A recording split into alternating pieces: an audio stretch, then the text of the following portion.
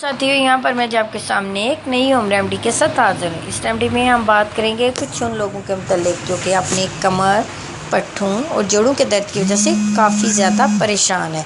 तो ऐसे लोगों के लिए बड़ी आसान सी होम रेमेडी है, आसान सा टोटका है। अगर आप अल्लाह का नाम लेकर इसको इस्तेमाल करते हैं तो अल्लाह के फजल से ना ही कोई तकलीफ़ बाकी रहेगी और ना ही कोई आपको मसला होगा। तो आपने क्या करना है कि आपने लेने हैं आध पाव मेथरे लें और उसको घी में भूनें, हल्की आंच पर घी में भून लें।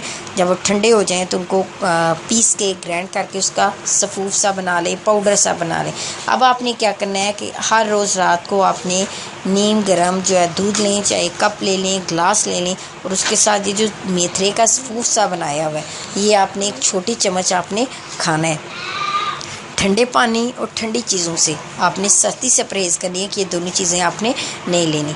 आप 5 से 7 दिन सिर्फ आप मुसलसल इस रेमेडी को करते हैं तो अल्लाह के फजल से आप बिल्कुल ठीक हो जाएंगे।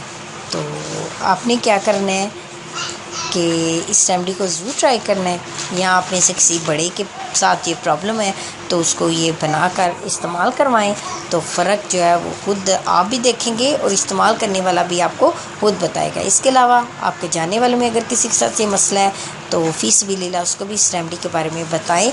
ये ना तो बहुत ज़्यादा कॉस्टली है बल्कि बहुत सिर्फ बनाने में आपको टाइम लगना है। बड़ी आसान और सस्ती सी रेमेडी है, इसको ट्राई करें। और ये जो आपको कमर का दर्द है, पट्ठों का दर्द यानी मसल्स प्रॉब्लम्स हैं या बैकबोन पेन है, कमर दर्द है, पट्ठों का दर्द है या जोड़ों का, ठीक है, दर्द वगैरह है, तो उससे ये रेमेडी इस्तेमाल करने से इस तरह की कोई भी प्रॉब्लम है तो आपकी जान जो है वो छूट जाएगी।